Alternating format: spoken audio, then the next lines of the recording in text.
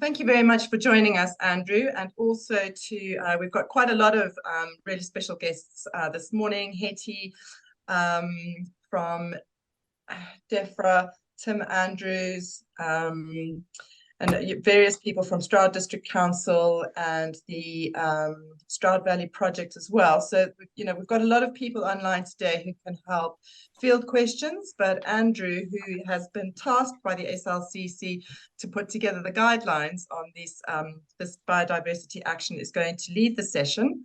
I'm going to hand straight over to you, Andrew. After you've delivered your presentation, Hetty, I thought you might share some of the insights that you've been sharing over the past week with us. And then we could just open to general questions to the clerks and see how far everyone is and take it from there. So I've enabled screen sharing. So off you go, Andrew. Thanks very much. Thank you very much. Good morning, everybody. I'm just going to put this screen up. To say I've been 8 years as a parish clerk, and in all those 8 years, I didn't realise that we had a biodiversity duty since 2006. It may have been inattention on my part, but of course we've all been reminded of that now with the 2021 Environment Act, and there's also been some government guidance that was posted earlier this year. So I'm currently working part-time with the Society of Local Council Clerks, so I have drafted something drawing from various examples around the country. Hetty and Tim have already seen it and made some suggestions. The main thing about it, of course, is that in terms of practical action and so forth, there'll be lots more ideas, I'm sure, around the meeting and things for people to chip in. So please don't be shy. Right, share screen. Right, okie. So I'll just walk you through this document, which will be circulated after the meeting. So you'll get to see this. Hope you can all see that okay. Great. So there it is. There's something about the 2021 Environment Act. There's government guidance published which says we've got to consider what we do to conserve and enhance biodiversity. Then we have about agreeing policies and specific objectives based on the consideration, and then actions after that. Now, this applies to all local authorities. There's been a lot of questions. So does it apply to parish and town councils? Actually, yes, it does. So it applies to us as much as anybody else. So this is a relatively new duty to add to the very few statutory duties we already have. We don't have to publish a report. Apparently, the community councils in Wales do have to produce reports. We don't, but the government guidance says we must complete our first consideration by the 1st of January next year. Then agree any policies and objectives, and then reconsider the selective actions within 5 years. So we could speak to Hetty and Tim in a bit. Perhaps they can give us some ideas about how this is going to be overseen by government. But basically, it looks like it's down to us to do the best that we can. So what I've looked at is what is the minimum that we could do as a town and parish council to comply with the guidance. Obviously, if we have it as an agenda item for a meeting before the end of this year, then we have clearly can be said to have considered it. So that's fairly straightforward. We may already be taking various bits of action about how to conserve and enhance biodiversity. A lot of us are already doing that. So that's something that we could note. And then we can think about what other steps we might take. So that's the very simplest response to the duty. What else we might do that we're may or may not already be doing? Obviously, we can look at what plans are already in place for other local authorities. We may find neighbouring authorities or higher authorities, or as I prefer to call them, lower authorities, districts and county councils may have already got something in place. There will likely be local voluntary groups in our parishes working on nature conservation in different ways already. We could carry out an audit, biodiversity audit of our landholdings and or the whole council area. Of course, that will imply some expenditure. But the beauty, of course, of having a duty is that we can expend some money against it. So we're able to spend money on this if we choose to. So there's that. Gathering expert advice on possible actions. I'm not a biologist. I'm not a wildlife expert. There are other people much more qualified than I around the country that can help with this kind of debate and decision. And finally, an action plan. Now, we've got later on a sort of a draft action plan we can look at. So it's something about what we do, but also we could be supporting other people. We don't have to do it all ourselves. Anything to do with climate change and biodiversity, recommend we don't try and do it all ourselves anyway. The very minimum we can do is address biodiversity when the planning applications come in, because big or small, we all get planning applications to look at. So there's a strong suggestion, whatever else we do, as a minimum, we can say we will consider biodiversity, particularly when we're looking at planning applications. Okay. So next, after that's the sort of introduction I have, I've now got a draft, also a model biodiversity policy just to run through with you. There are guidance, particularly for town and parish councils. Local nature action plan guidance has been published by South Gloucestershire Council. A lot of us may know this already. The link to it is already in this document. There's also a field guide for those with little or no ecological background. That's what it says. That's not my words, that's theirs. So if we wanted to learn more about it, the mission is there. Okay. So far, good. So we'll have some questions. Obviously, if anything's unclear, do please feel free to put your hand up. So this is like the model diversity project. This is something we would put in front of our councillors for consideration. So it's section 40 of the 2006 Act, updated by 102 of the 2021 Act. Insert council name, that's us. So in my old council was Longhope Parish Council, so I put in Longhope Parish Council there. Which any functions must consider what action can take consistently with the proper exercise of these functions. Here it is, duty also means town and parish councils can spend funds, so that's very clear. What is biodiversity? DEFRA published a book of words in 2020 called Biodiversity. Clue is in the name. And it talks about the variety of all life on Earth, includes all species of animal and plants. So it's important for its own sake, also has its own value. We know this. We're talking about a range of good services, food, fresh water, clean air, protection from that. There's a whole host of good things from keeping biodiversity well supported and well developed. There are things that we already know about, for example, in terms of pollinating crops, that we requires insects. Insects seem to be the single largest group of animals that suffer when people are not paying attention to biodiversity. Some of us are already doing things like no mown May, for example, in order to keep those things clear. So anyway, there's a definition. So aims and objectives in this model policy: conserving and enhancing the biodiversity. That's important because in a lot of cases, there's been a lot of building, a lot more flat surfaces, a lot of wildlife habitats, as we all know, have already been destroyed. And so we need to look at how we can deal with that existing situation. So we can look about planning applications. Yep. We can manage our property more clearly, supporting local actions, encouraging other parts of our village or parish to manage their areas of responsibility, and encourage and support local people working on that. So it's not about doing it all ourselves. Parish clerks, as we know, we're busy guys. We need partners in this. Okay, so I'm gathering through this. This will be sent round to everybody, but we will have a chance to comment on this and make any thoughts later. So this is the planning applications bit, support design that benefits diversity.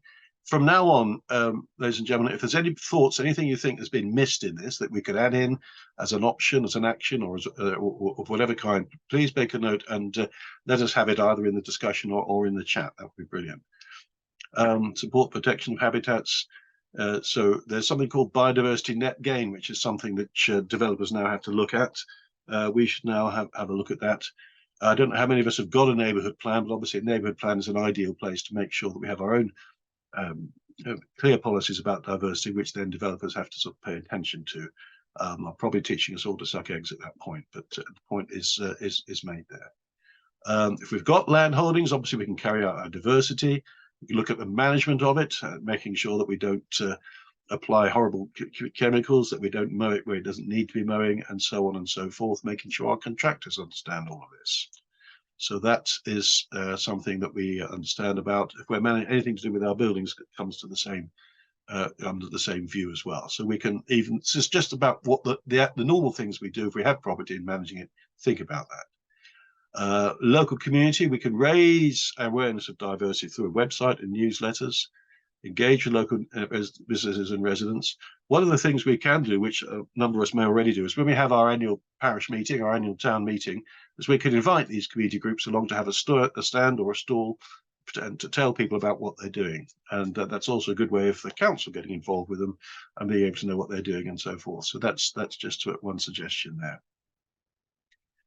And finally, of course, work with other organisations. There may be other organisations very active, other local groups or representatives of larger groups. Some of us may have sort of transition network, transition towns groups in our area, Green Party members and so forth. There will be lots of people around. Once we start looking, we will be able to work with. The other thing about partners is neighbouring parish councils, because one of the things we may be aware of is something called wildlife corridors. There are bats and insects and other characters that need to be around the landscape, making it easy for them to travel across, because they don't care whose parish it is, really. If we're working with other neighbouring parishes on wildlife corridors, which is something I'm making a note to myself because I haven't put it in the draft so far, that's something that we should be pairing on. So that's the suggestion things. The other thing to say about this, it says the council will. I've had one suggestion saying the council will endeavour to, because we're not saying that every council has got the necessary energy or support to do all of these things. This is a pick and mix document. We're not saying everybody has to do all of these, but we're saying that if we're going to have a policy, then we have to say which things that we are going to be doing. If we're saying we'll endeavour to, that's a little, I understand that in terms of resources and all the rest of it, but it may be as well to say either you will do it or just say, review it as in any other policy, review it each year and decide what you're going to do about it. So it finally says review any strategies and recoveries. You note when it was adopted, and it says there's an annual review. And it also talks about having a policy that has been implemented. So that's a recommendation. That's a model policy. We can adopt it as it is. We can tweak it according to our local situation. But there we are. I'm running a long time. I won't go through all the rest of the detail in the draft model action plan. But what I've got here is something that says, if you have an action plan, if you do, then it might look something like this. What is it? What are we going to be doing? What outcome we're hoping to achieve? Is there a target in terms of years, or is it ongoing, and how we're going to report on it? So there we are, local awareness, suitable planting. Some of us have got cemeteries or churchyards that we manage, and there are things we can do there. You may have heard of the expression God's acre. That's a way of looking at these areas in the words of wildlife and biodiversity. Recreation grounds, again, some of us have recreation grounds to manage. Some have other commons and open spaces that we manage, again, so there's something in there about those. There's something there about the built landscape. Here we are, hedgehog and small animal highways with permeable boundaries. There we go. There's that there. General awareness, raising awareness, very important, something we can do relatively straightforwardly, whether we have a newsletter or not. Maybe we can link up with local farmers as well. Providing seeds and bulbs is something else we can consider doing. Flood lighting is probably particularly appropriate at Christmas. We all know some people who like to sort of light up their houses at Christmas time with all kinds of lights and stuff. It's not very helpful to nocturnal animals, so perhaps they could turn them off at some point in the night and then turn them on again. And fine, not last but not least, community projects, get the schools involved. Yeah, why not? Why not? So there's lots of things there. I'm going to stop talking at the moment. I've got some quotes in the quest. One thing about procurement, and this is something also we mentioned briefly about managing with our contractors. So we do need to add in something about procurement. Thank you, Helen. That's very gratefully received. And volunteers, we might need to make it clear to volunteers working on parish green spaces what are expected. So peat-free compost, no chemicals, so that we have some advice to give to volunteers, not just support. That's great to have. So I'll rob those two ideas. I'm going to stop sharing now. We can go back to that any time. As I say, there we are. If people would like to have another discussion about it and make some suggestions in a while, we can go back to that. But Karen, shall we ask Hetty and Tim if they'd like to say a few words? Yes, absolutely. Hetty, you're on. Thank you. No Thanks, pressure. Andrew. That was really, really helpful. Yeah, thank you for that. And I think the biodiversity duty, it applies to all public authorities, but sort of what that looks like for each individual authority will be quite different. So I think it's really helpful having this template as kind of guidance for parish and town councils for applying with the duty. I think the only thing I'd add to what you sort of said at the start, Andrew, is that any consideration under the duty, we've been advising that it should be sort of active, ongoing and systematic. So not necessarily waiting for January 2024 to make the first consideration, and then not necessarily waiting for 5 years after that to make the next, but kind of building it into the work you do, so you're kind of continuously seeing what you can do to further conserve and enhance biodiversity, and kind of building that into your procedures and your frameworks where you can. And then another thing to mention, which you have kind of drawn that together, Andrew, but even though town and parish councils aren't required to produce reports under the duty, it is really helpful to kind of document what you're doing so that you've got something to come back to, which I think that template is really helpful kind of format for doing that. I might see if Tim has anything to add to that. Thanks, Hetty. Not too much, and thanks, Andrew. Just to welcome this. This is one of the sort of, Hetty and I sort of deal with the biodiversity duty at a sort of broad policy level. So we don't always have that much contact with people who are charged with actually complying with it. And when we think about the duty, as Hetty said, we think about being, we hope authorities will be proactive in complying and implementing the duty. And this model action plan and document is great because it is just the kind of proactive approach to complying with the duty we hope public authorities will take. So we were quite interested in this because one of the other things we're actively trying to do is to look at the guidance that's already been published for public authorities. And when we published that, it was with the understanding that once people try and implement the duty, we'd go back and see what else we can add to that published guidance. And having this example will be very helpful for us in going back and looking at what we can add to that guidance. So we'll do that. The only other point I'd make is we tend to deal with things at the sort of broad policy level. We tried to get a couple of colleagues from Natural England along today, but unfortunately, because of partly because it's half term, they weren't able to attend, but they were very interested. So what we'll do, Andrew, is we'll make sure that we get some thoughts from Natural England on this, and where they can particularly add value, I think, is around your model action plan. Yeah. Hetty and I are not ecologists, so when it comes to thinking about the kind of action that you might take on the ground in your action plan, it would be incredibly valuable to put to Natural England. Absolutely. Yeah, and indeed, local parish and town councils, when they're thinking about that action plan, should be able to get some help from Natural England. Others as well, you know, the NGOs, wildlife trusts, and others might be good partners in thinking about what you can put in that action plan. But we'd encourage that. So we'll make sure you're hooked up with Natural England and they can feed in. And that was it for me, really. But the only other question I had was what sort of time frames, Andrew, is for rolling this out? Okay. Well, I've got a foot in the National Association camp as well as the Society of Local Council Clerks camp. SLCC have just produced a climate action webpage, and NALC have already had an open climate change webpage for some years actually.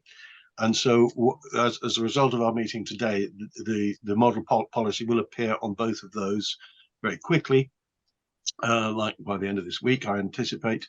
And then, but it's a working document, so there will be that needs to be made clear so people can still add suggestions to it. NALC also run a climate emergency network, which some of us are members of. An early draft of the policy has already gone around that network. So, you know, the word is getting out on the streets, or in this case, on the fields. So there we are. That's great, Andrew, because the other value we can probably add is start to try and link up across some other strategies. So you mentioned in the document LNRS's local nature recovery strategies, protected site plans and species recovery plans. There's also strategies out there for pollinators already. So there's an action plan for pollinators. As time goes on through this year, when the LNRS's and protected site strategies and so on are being developed, once they're out there, then obviously it'd be helpful if we can provide some links into those. That's the strategic. One of the questions we sometimes get asked about the duty is what's the sort of strategic framing for it? In other words, what should we be doing to conserve, enhance biodiversity? Well, that's those local nature recovery strategies and protected site strategies. As they start to develop, that will be the framing for councils to have a look at and make sure that they're taking actions that, in a broader sense, help us deliver our biodiversity targets. So that's the sort of structure and framework that ideally means that action on the ground is in line with the environmental improvement plan that you referenced in your document. So yeah, if it's a live document, we can start feeding that stuff in. That'd be really helpful. All the stuff that we're producing is going to be of that nature. I've got a question, but I see Claire, you've got your hand up. Claire, ask your question by all means. Hello, yes, I'm Claire Madioni from Stroud Valleys Project, and I've got Sharon here with me as well. And I just wanted to say that the problem we've got, and it's probably nationwide, is that Gloucestershire doesn't have a local nature strategy yet. We are on the Local Nature Partnership, which is the organisation tasked with creating that. And I think that it's probably not going to be in place for another year. So it's going to be difficult to base what you want to do on that at the moment. Okay, thank you. I did notice, was it a year, 18 months ago, the county council set up a sort of a climate group at some kind of senior level, completely forgot to invite the chief executive of GAPTC to join them. So yeah, this is something that comes across the nation, really. The district and counties are so used to talking amongst themselves that they tend to forget us. So yes, thank you for that, Claire. I'll find a way to put to make a certain pointed nudge. Yeah, I think the Local Nature Partnership meets quarterly, but they have set up a recovery strategy group, which is working on it at the moment. So I think the other difficulty we have in Gloucestershire is that we had a county ecologist, which was Gary Keniston, and he left.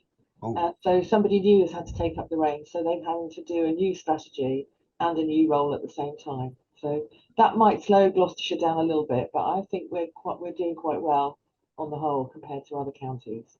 Right, thank you. The Forest of Dean, where I live, they've just managed to win £250,000 of funding from a charity to set up 3 part-time officers to deal with climate action matters, which is amazingly a good piece of work. So sometimes we can look elsewhere for certainly for financial support. Yeah, that's great. Has anyone got any more questions straight away? Yep. Chris Hayne. Yeah. Firstly, hello as an ex-DEFRA employee. I say hello to DEFRA staff. Yeah, just on compliance and legislation. I mean, the big thing that comes to mind for me, having just recently left my clerking role to take this role up, is contractors, like grass cutting contractors and use of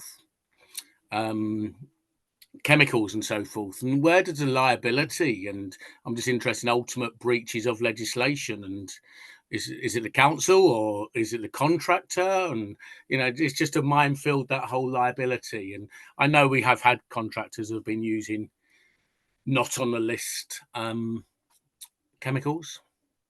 Right. I don't know if Tim or Hattie have got a strong answer to that. I think our responsibility, of course, is with every other contract, is to get the brief right. Yeah.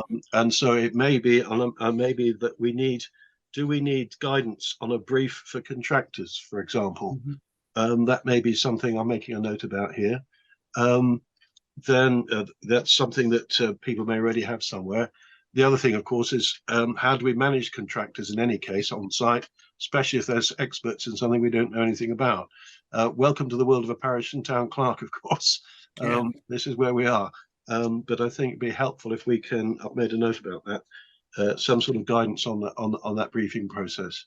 You would like to think, of course, that contractors, we ask whether they've got suitable insurance. Yes. If you've done serious damage to a wildlife habitat, no insurance in the world can put that back together again. So it may well be that we have to be extra careful when we're hiring people. Claire, you've got your hand up again. Perhaps you've got something to say on this. I have, and I think we've worked with quite a few parish councils to help them create more biodiverse areas. And one of the issues is contractors who do grass cutting do not. If you want to create wildflower meadows, it's really important that you collect the arisings. And a lot of contractors do not have cut and collect ability, but there is machinery that can do it, and it is possible. So if you're looking at that kind of thing, you probably need to either encourage your contractors to get the equipment so they can do it, or switch to another one. And I think there's a reluctance in some contractors to do this. Right. Yes. Yeah, I understand that. Yep. Yeah, we've done it this way for 50 years and we can't afford it anyway. Yes. Okay. I can hear the voices now. Okay. What I usually say on these occasions is I've got the wax if you've got the pins. Right. Okay. But we have to deal with these guys. Pauline, then Helen. Pauline first. Hello. Just a few words on the use of pesticides. There's new legislation under, I think, the plant protection products. And I had a visit from HSC a few weeks ago to check on the council's use of pesticides. So I was told that we are required to keep records of everything that's applied to our land for 3 years, you know, even if we use a contractor. So there's new legislation to account for there too. Thank you very much. Yeah, I shall dig that out as well. That needs to be recommended and mentioned in the draft policy. Yeah, thank you very much for that. So that's HS, that's Health and Safety Executive. So that will be quite easy to find, will it? Yes, I'm sure it would be. Yeah, I'll let you know if I can't find it, Pauline. Your phone will ring. Okay. You lucky person. Helen Dunn. Hi. Yeah. Oh. Sorry, I'm sharing a room with Mary at the moment. Hi, Mary. Yeah. I'm clerk to Slimbridge Parish Council. We're part of. Is that still going on? No, it's muted. Sounds like you're in an episode of Doctor Who, actually. Yeah. I know. Yeah, it can be very difficult if you've got Zoom on in the same room on 2 different devices. We used to struggle with that at the GAPTC office when more of us wanted to be on the same session. Yeah, maybe I might log off and just go on to Mary's. Okay, I'll put it in there. Yeah, I'll let you do that, Helen, and then we'll come back to you. Yeah. Okay, sure. Sure. Catherine from Nailsworth. Hi. I was thinking about wildlife corridors and whether, you know, thinking that we haven't yet got the strategy for the district, but there's just huge opportunities for parishes to join up to produce big wildlife corridors, and whether that is planned to be considered as part of the strategy. Right. Yeah. As I say, when I was talking earlier this morning, I realised I hadn't put the magic phrase wildlife corridors in the draft. That will now go in, and different people are doing it. I know there is a strategy in the north of the Forest of Dean, for example, with a corridor stretching over into Tewkesbury Borough. So, and I'm sure there are similar things around Gloucestershire as well, and indeed around Norfolk, I'm sure. Yeah, very good point. Yeah, so that will be put in. Thank you. Okay, Mary Leonard, looking like Helen Dunn. Yes, you're muted, both of you. There we are. Yay. I can't hear you. You're not close enough to a microphone. Yeah. I'm clerk to Slimbridge Parish Council. We are part of Seven Voice, which has got a number of parishes where we have a contractor who does our verges. So we're currently at a process where some of our, you know, it's noted that he does our verges mostly in May, beginning of June. So, but we need them done. If we do it much later than that, they get too overgrown. If we do it before May, it's not grown enough. But they need doing because of the safety aspect of the highways, because we've got very narrow roads. So where do we stand with that, with the no-mow May policy? But right. Also so we would only mow about a metre in anyway. So, you know, does the safety aspect overrule all the biodiversity? Because there'll still be further verges backwards, which is allowed to grow. But we get complaints every year from parishioners because we're doing it in no-mow May. Right, yeah. So I think that there's a couple of things there, isn't there? One is obviously that we need, as far as possible, to take our residents and community with us. That's not always the easiest thing in the world, and we never please everybody.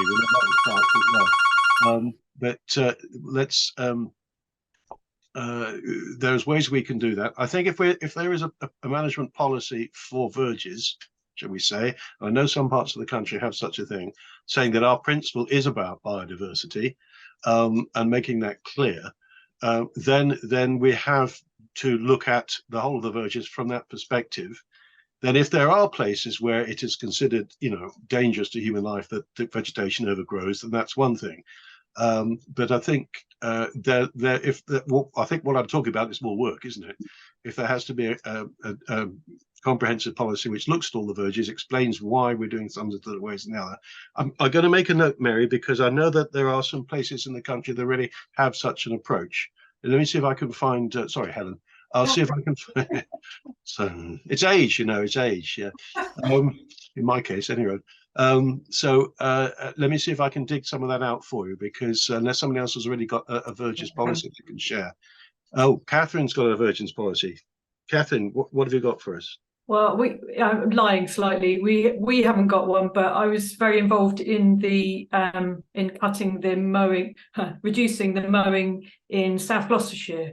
And yeah, we accepted that some areas you were going to have to keep them mowed because of the visibility splay.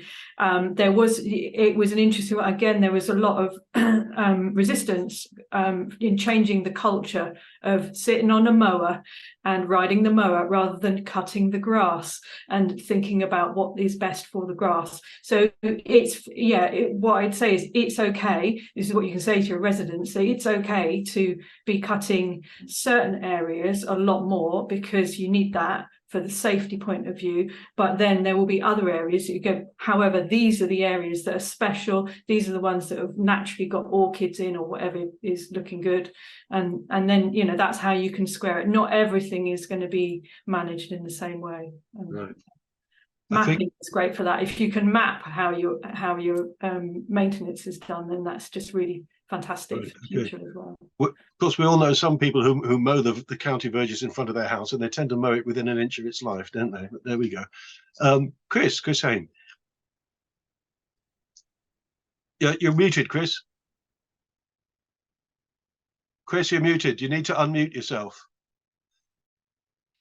Lip reading, not one of my many talents.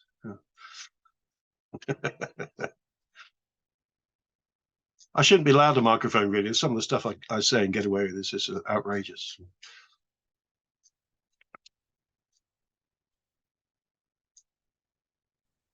Chris, you're still muted. No, he's okay. I know your microphone works because we heard your phone work a little while back. So when you come back to us, Chris, hurry, there we go. Yeah, for fear of dwelling on it, and Laura Jane will back this up. I think the trick in the towel, for want of a better phrase, is getting your contracts right, because our environment sort of biodiversity responsibilities moved halfway through contracts through our drivers from our environment committee, and we did have problems with the contractors in respect of that. And so the trick is, I know timing's not great because you might be mid-contract, but to tighten the contract and really build into the contract the biodiversity responsibilities, because forgive the pun, you could drive a steamroller or a tractor through some of these contracts around biodiversity.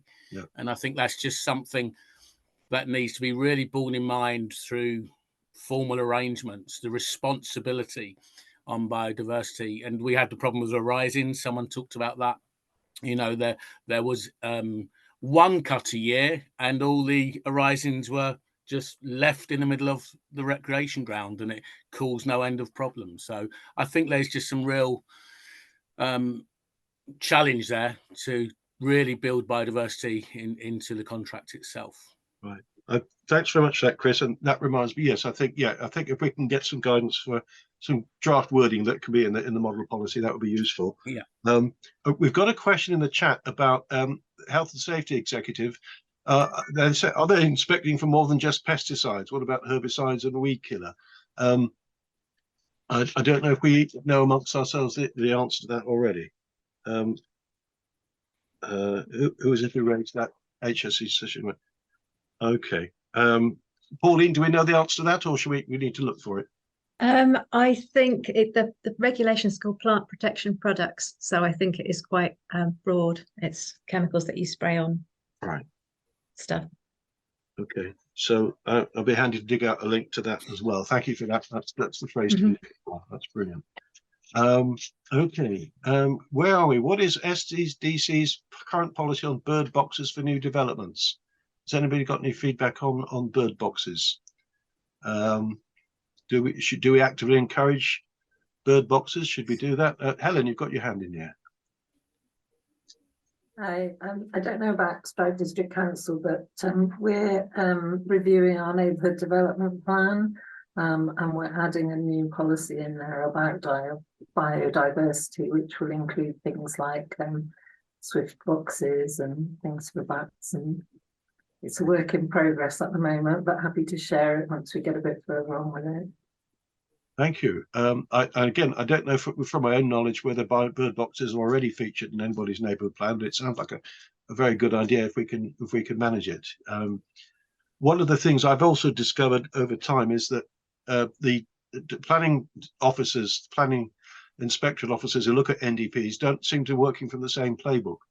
And sometimes you can get some wording which is passed in one NDP which isn't passed in another. So there is a need for an ongoing work on this. And I know this isn't DEFRA's part of the ship either, but it would be great if all planning inspectorate officers were also all working from the same playbook and had all the right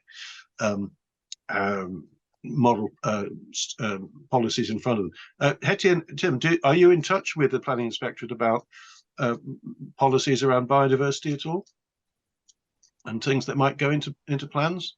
Not specific around this sort of area, no, Andrew. We work with DLAC a little bit on other things, but not in those specific policy. No. Yeah.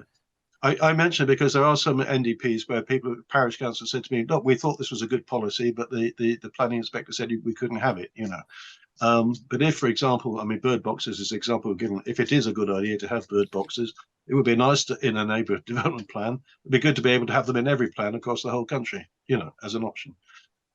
So anyway, the case continues. I think the National Planning Policy Framework is supposed to be getting reviewed next year as well. So, oh joy. I had heard that they're only going to review bits of it. Who selects which bits gets reviewed, which bits don't? But anyway, there are lots of things happening which we need to get things sorted out. Thanks so much, Helen, for setting out the link to the consultation. Obviously, these links in the chat are being recorded. Andrew, if we're having to review contracts, put up new contracts, would it be worth pulling together procurement specialists to support all parishes in the county? How about that? I think we certainly need some good guidance. Chris, I know you're new in post here, but I mean, if there is somebody that has what about a procurement specialist advisor, or somebody on the team that specializes in that? Interesting enough, I hadn't mentioned this to Karen, apologies. I have, on the back of some of our contractual issues, and he did actually also already have conversations with Alison, Karen, you might remember, about doing some contract from a contractor's perspective, a little workshop perhaps, and he is going to meet with me to perhaps coordinate something around the view from the contractor to work more collaboratively with the council to get the word in and understanding right. Does that ring any bells, Karen? That sounds like a good plan. Yeah. No, it doesn't. No, but it is kind of live and emerging. Perhaps a little contractual tips and mindfulness around tighter contracts. Yeah. Yes. Yeah, great, absolutely. If we can get a poacher to term gamekeeper, that's not going to hurt. Yes. Yeah. So, all right. Of all the things I had to do as a parish clerk, I must admit grass cutting was one of the least favourite because you never please everybody. But there we go. We're doing well. We've made lots of comments and thoughts about what we should be doing to add to the model policy. Thank you for everybody for all the chat in the ideas in the chat.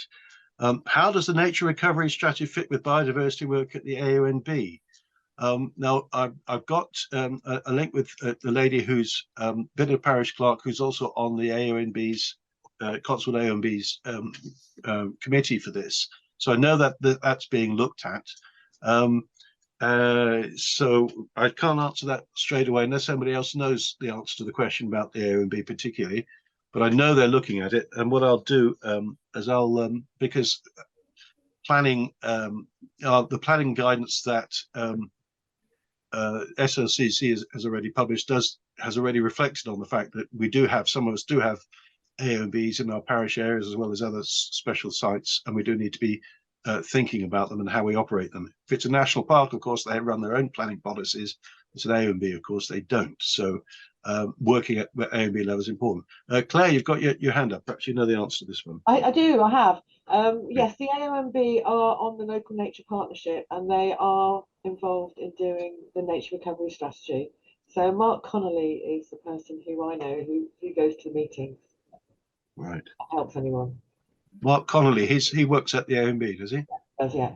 Okay, right, thank you. And that's when you say the Nature Recovery Partnership, that's in the Stroud area, is that right? That is part of a subgroup of the Local Nature Partnership that is developing our strategy for Gloucestershire. Right, okay. So that's okay. Subgroup of the county strategy. Okay, great. I mean, we're going to have to keep you in the loop, Claire. Let us know about how all these things go, because there are 264 parishes in Gloucestershire, and they're not all here today, of course. So we do need to keep them updated when we can. Okay.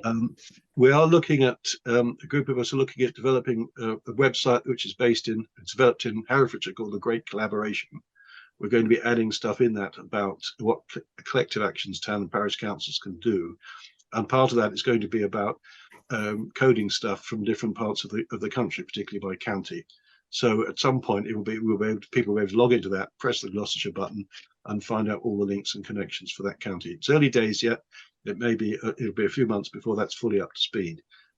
But I think that is something that which we're going to be encouraging for all counties, not just Gloucestershire, is that there is at least one person in each county that has got the desk, if you like, for looking at joining up climate action in all its different ways. Some places have already got one or more people doing that. Some places don't have any. You've already mentioned about Gloucestershire needing to pick up the pace a bit. So that's what we're looking forward to. Okay. There's Stroud Valleys Project going to run biodiversity awareness training for Nailsworth. Maybe some spaces available for other parishes to join this. That's also good. Chris, maybe that's something that GAPTC can do on its website, is keep publishing notes of where local training is happening around the county. That might be a nice. No, so not just obviously GAPTC training, which is important. Maybe GAPTC can also promote other people's courses. I see Karen's nodding as well. So that would be great, wouldn't it? We're doing well. We're doing well. We've done 3/4 of an hour so far. I'll ask my question now of Hetty and Tim. Parish Council said to me, there's this biodiversity duty. How is it going to be policed? Who's going to tap on our shoulders if we're not doing this biodiversity, or are they? My suspicion was that there are 10,000 town and parish councils, and they aren't going to be policed, and people will be criticised, and if they don't carry out the duty and it comes to light rather than the other. But do either of you know any answer to that question? I'm happy to answer that question, Andrew. You've just answered it really. No, there's no.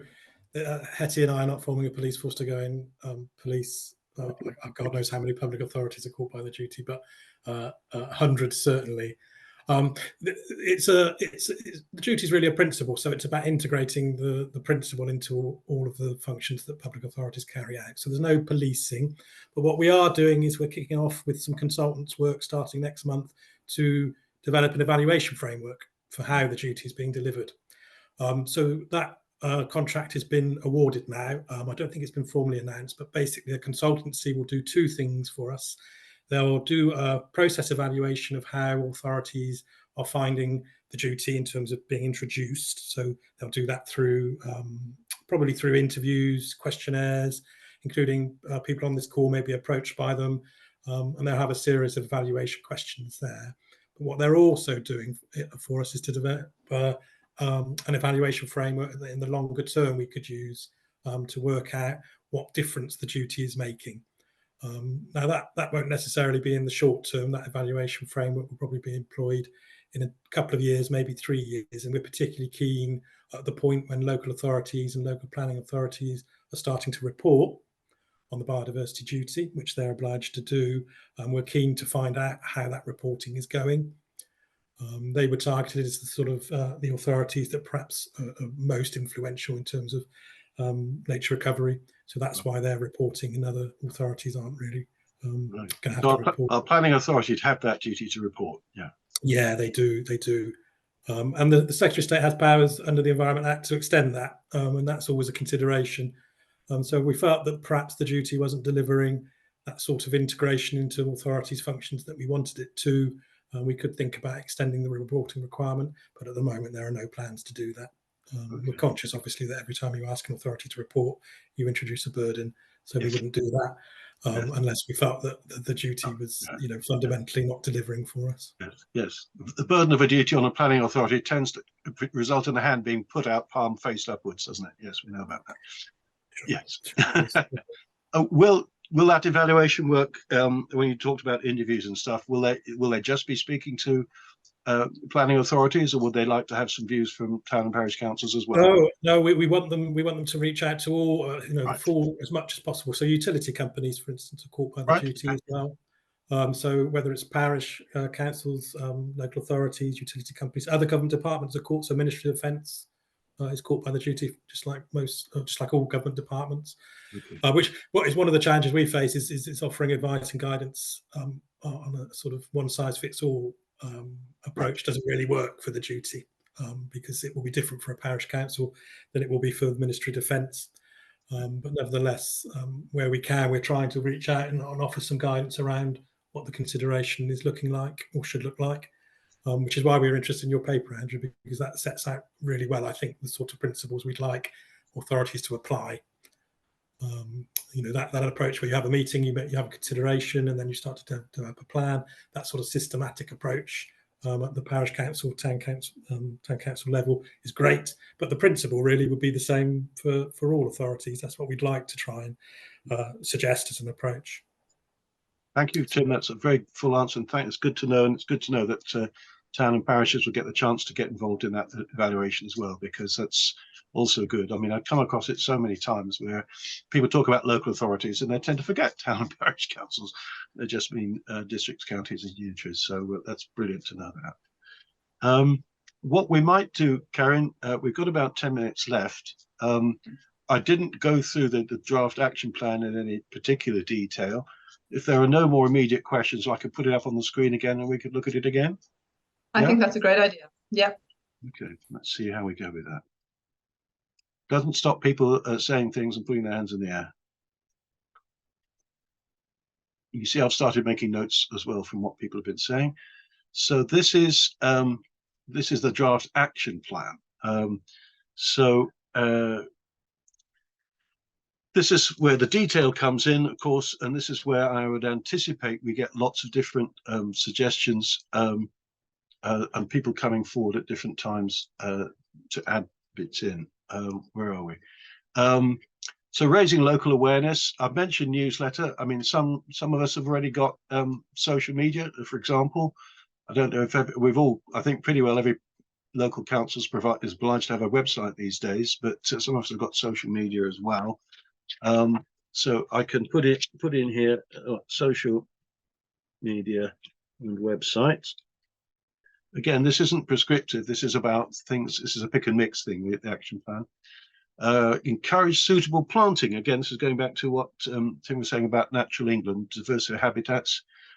We don't know. I don't know enough from my own knowledge. My mother would about different habitats for different species. As I say, the guidance that's published by South Gloucestershire, which the links are already in this document, which will cover out everybody after this meeting, will hopefully give you some more feedback about that. But as Tim and Hetty were saying, the more feedback we can get from natural England on these sorts of ecological things, the better. Cemeteries. Here we are, bird boxes, additional planting. I think there's an issue about a lot of people are concerned. There are people, particularly if they have close relatives there, they would like it to be very, very carefully and clearly laid out and looking very spick and span all the time. And so we will always find people who are not keen on having too much growth and wildlife around a cemetery or churchyard. And again, this is a question of getting the right balance between what's good for wildlife and what's good for remembrance. Helen, you've got your hand up. Yeah, our cemetery is a local nature reserve. The older bits are very, very wild. Newer bits are progressively becoming more wild. So our compromise is that if somebody wants to visit a relative's grave in the bits that are becoming wilder, we will happily mow a path to and around that grave for them to visit. Other than that, everything stays wild. Right, thank you. That's a great service that you can offer. So the basic principle is it's going to be managed for wildlife, but you will pay attention to the requirements and desires of people. Yes. I think there's an expression, warm grave, isn't it? Which sounds a bit ghostly, but it means that there are some people still alive who very much remember the person that's there. Okay. Thank you for that, Helen. And I'm sure a lot of us will have those kinds of questions to answer. Recreation ground, Chris mentioned that all right. It's hedging, leave some areas unmown, friendly pesticides, if there are such things. I think we need to do some more about contractors in this particular area. As I say, the heavy mowing is the insects that seem to be the creatures in the animal kingdom that get most affected by this. These are very much headlines, and I hope that we can get more detail on some of this from Natural England, but also links to people that can do. I think you'll find the South Gloucestershire documents are very readable and pretty good. So that's something we can look at there.